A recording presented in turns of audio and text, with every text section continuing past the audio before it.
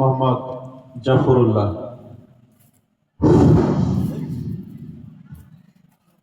আসসালামু আলাইকুম ওয়া রাহমাতুল্লাহি ওয়া বারাকাতুহু।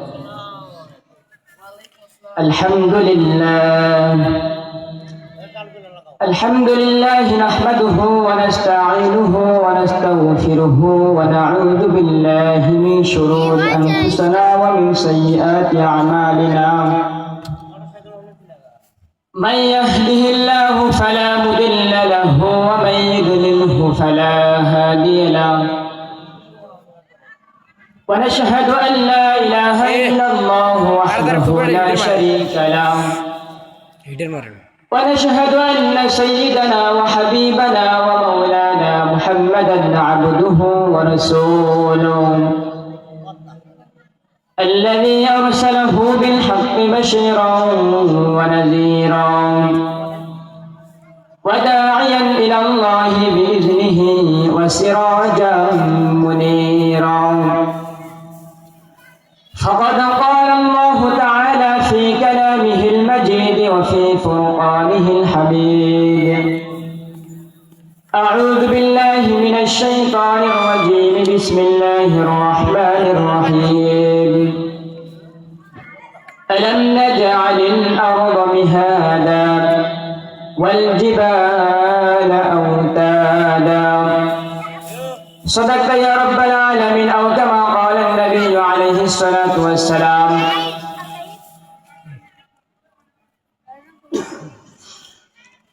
خيركم ما تعلم القرآن وعلمه. সম্মানিত উপস্থিতি, আমরা সর্বপ্রথম সেই মহান আল্লাহ তাআলার দরবারে শুকরিয়া আদায় করে নেই, যে মহান আল্লাহ তাআলা আপনাকে আমাকে দুনিয়ার সমস্ত ব্যস্ততা ত্যাগ করে আজকের এই জান্নাতের বাগানের মধ্যে আপনাকে আমাকে এসে বসার সুযোগ করে দিয়েছেন। আমরা সেই সঙ্গে আল্লাহ তাআলার দরবারে শুকরিয়া আদায় করি, সকলে বলি আলহামদুলিল্লাহ। আমি আপনাদের সম্মুখে সূরা আন-নাবা থেকে দুইটি আয়াতে কারিমা তেলাওয়াত করেছি। আল্লাহ তাআলা যদি আমাকে তৌফিক দান করেন তাহলে আপনাদের সম্মুখে এই দুইটি আয়াতে কারিমা সামনে রেখে কিছু আলোচনা করার চেষ্টা করব ইনশাআল্লাহ। আল্লাহ পাক রব্বুল আলামিন বলেন: আলাম নাজআলিল আরদা মিহাদা।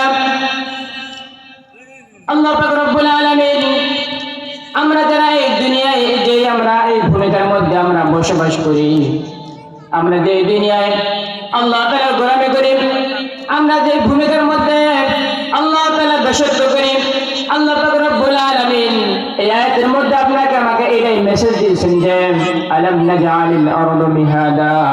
আল্লাহ পাক রব্বুল আলামিন এই ভূমিটাকে, এই জমিনটাকে আপনার আমার জন্য বিছানা স্বরূপ বানিয়ে দিয়েছেন। এখন আসেন, আল্লাহ তাআলা গোলামি করতে হবে। আমরা যদি কোন ইবাদত করলে আমরা আল্লাহ তাআলার এই জমিনটাকে আমরা আল্লাহ তাআলার বিছানা স্বরূপ হিসেবে পাবো, আপনাকে আমাকে সেই ইবাদত করতে হবে। আল্লাহ তাআলা ছাড়া অন্য কারো গোলামি করা যাবে না। যে আল্লাহ পাক রব্বুল আলামিন আপনার আমার জন্য এই জমিনটাকে, এই ভূমিটাকে বিছানা স্বরূপ বানিয়ে দিয়েছেন, যে আল্লাহ পাক রব্বুল আলামিন আপনাকে আমাকে এত সুন্দর করে এই বিছানা স্বরূপ দিয়েছেন এই জমিনটাকে, তাহলে আমরা যদি আল্লাহ তাআলার ইবাদত বন্দেগী না করি, আল্লাহ পাক রব্বুল আলামিন আপনার আমার উপর মন খারাপ করবেন। শুধু কথাই না বন্ধু আমার, আমরা যখন এই দুনিয়ায় সমস্ত কাজ থেকে ফারাক করে যখন আমরা রাতে ঘুমাইতে যাই, যখন আমরা যখন বিছানায় আমরা যদি ঘুমাইতে যাই, আপনি যদি বিছানায় ঘুমান, যখন আপনি বিছানায় ঘুমাবেন সারাদিন মাঠে কাজ করার পর যখন আপনি দুনিয়ায় সমস্ত কাজ থেকে ফারাক হয়ে যখন আপনি বিছানায় ঘুমাইতে যাবেন, তখন আপনার আপনার যখন যে শান্তি লাগবে, আর আপনি যদি বিছানায় যদি না ঘুমে যদি আপনি যদি মাটিতে ঘুমান, আপনার তখন যে শান্তি লাগবে। এই জন্য আল্লাহ পাক রব্বুল আলামিন আয়াতের মধ্যে এটা বলেছেন যে আলাম নাজআলিল আরদা মিহাদা। আল্লাহ পাক রব্বুল আলামিন এই ভূমিটাকে, এই জমিনটাকে আপনার আমার জন্য বিছানা স্বরূপ বানিয়ে দিয়েছেন। যখন আমরা আল্লাহ তাআলা রব্বুল আলামিনের গোলামি করব, যখন আমরা আল্লাহ তাআলার দাসত্ব করব, এই জন্য আমরা যেন সুন্দরভাবে, আমরা যেন ক্লান্তি না রেখে, আমরা যেন শান্তিভাবে, আমরা যেন এই দিনে আল্লাহ কোনদিন আল্লাহ তাআলা দাসত্ব করে পাতে আল্লাহ পাক রব্বুল আলামিন আপনার আমার জন্য এই জমিনটাকে এই ভূমিটাকে বিছানা স্বরূপ বানিয়ে দিয়েছে।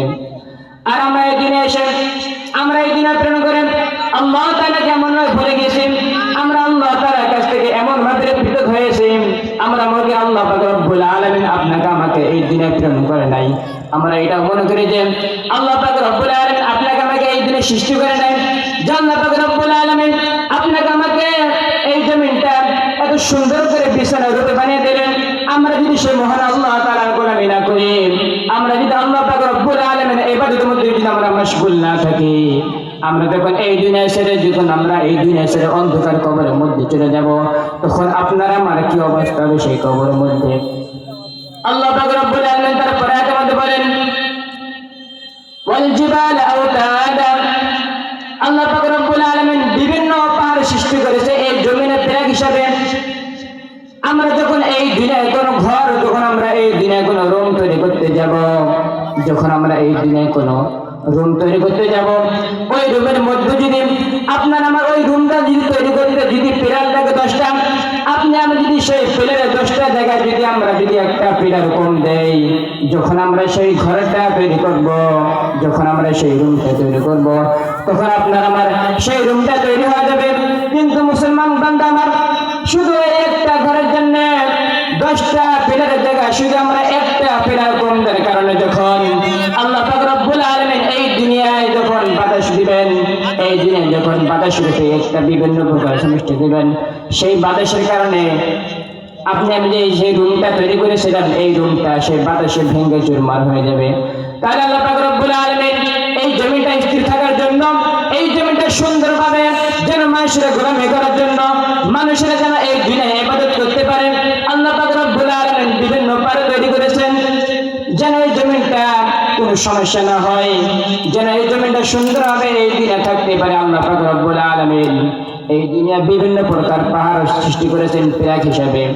আমরা যখন একটা বাঁশ কিংবা আরেকটা বাঁশের সঙ্গে যখন আমরা মারতে যাব, আমরা যদি সেই বাঁশের সঙ্গে যদি আমরা পেরাক না মারি, যখন যদি আমরা সেই বাঁশে যদি এমনি এমনি লাগাই, তো সেই বাঁশটা যখন একে বাঁশ সঙ্গে অপর বাঁশ মিল খাবে না।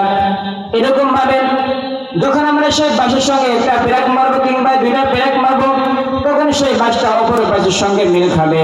এই জন্য আল্লাহ পাক রব্বুল আলামিন এই জমিনটা যেন না ঝরে দেন, এই জমিনটা যেন কোনো সমস্যা না হয়, আল্লাহ পাক রব্বুল আলামিন এই জন্য বিভিন্ন পাহাড় তৈরি করেছেন। আল্লাহ পাক রব্বুল আলামিন এই জন্য বিভিন্ন পাহাড়ের মাধ্যমে এই জমিনটা স্থির রেখেছেন। তাহলে আমরা আল্লাহ তাআলা যদি গোলামি না করি, আমরা যদি আল্লাহ তাআলার দাসত্ব না করি, আমরা যদি আল্লাহ তাআলার হুকুম অনুযায়ী এবং নবী আদর্শ অনুযায়ী এবং নবী আকরাম সাল্লাল্লাহু আলাইহি ওয়াসাল্লামের বিধান অনুযায়ী যদি আমরা এই দুনিয়া না চলতে পারি, যখন আমরা এই দুনিয়া ছেড়ে যখন আমরা অন্ধকার কবরে চলে যাব, তখন আপনার আমার যে অবস্থা হবে, আল্লাহ পাক রব্বুল আলামিন সূরাতুল বাকারা আল্লাহ পাক রব্বুল আলামিন আয়াতের মধ্যে বলেছেন আল্লাযী খালাকাল মাউতা ওয়াল হায়াতা লিয়াবলুয়াকুম আইয়ুকুম আহসানু আমালা।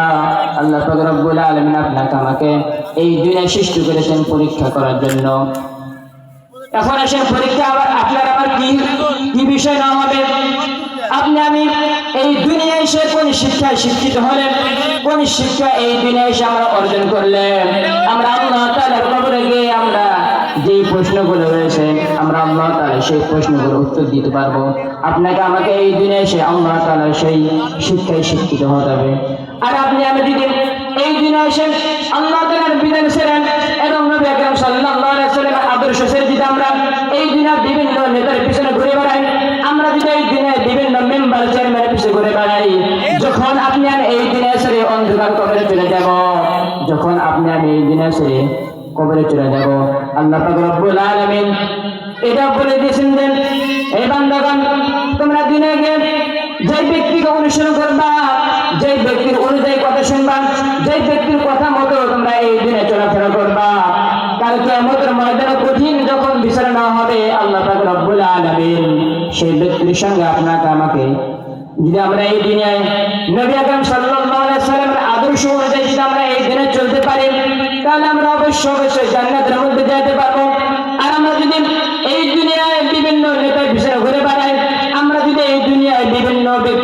অনুসরণ করে যদি আমরা এই দুনিয়া চলাফেরা করি, আর সেই ব্যক্তি যদি এই দুনিয়ায় যদি আল্লাহ তাআলার বিধান না নিয়ে চলে, সেই ব্যক্তি যদি নবী আকরাম সাল্লাল্লাহু আলাইহি ওয়াসাল্লামের হুকুম অনুযায়ী যদি না চলে, আল্লাহ পাক রব্বুল আলামিন আপনাকে আমাকে বিচার না নিয়ে কখনোই জান্নাতের মধ্যে প্রবেশ করে দিবে না। আখির দাওয়ানা আলহামদুলিল্লাহি রাব্বিল আলামিন। আসসালামু আলাইকুম ওয়া রাহমাতুল্লাহি ওয়া বারাকাতুহু।